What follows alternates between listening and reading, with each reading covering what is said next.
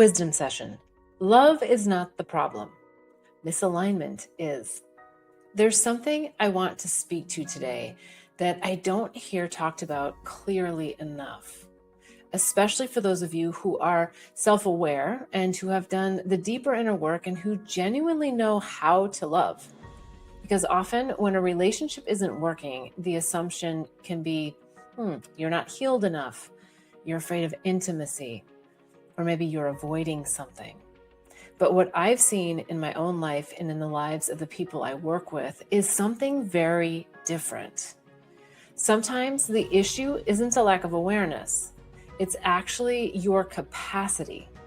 If you are someone who can hold complexity, can see someone's potential, can feel the sincerity of their effort, can stay present while someone is in process, then you are capable of staying in something longer than most people. Not because you're confused, but because you can hold it. And this is where it becomes subtle, because it feels like maturity.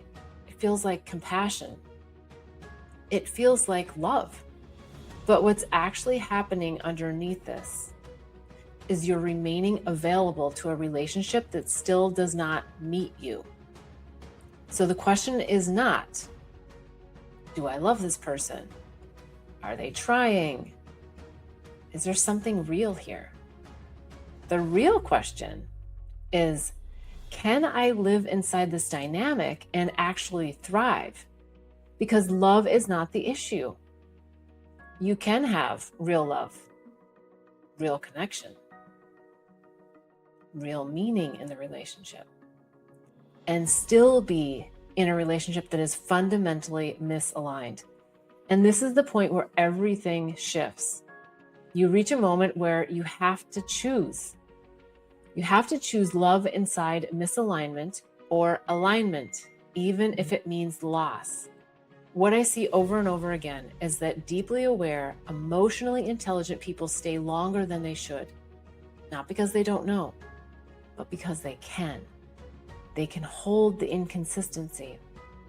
They can navigate the complexity. They can continue to show up. But here's the truth. Just because you can hold something does not mean you are meant to live inside of it. There is a difference between holding space for someone's growth and building a life with them.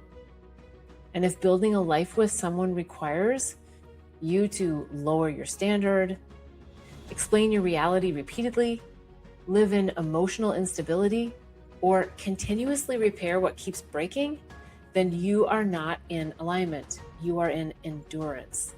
And endurance is not love. Here's the truth. If you find yourself saying something like, but I love them, but they're trying, but we have something real, pause for a minute and ask yourself, does this relationship as it exists today create an environment where I can live and thrive well? Not in the future, not if they change, not based on their potential, but right now.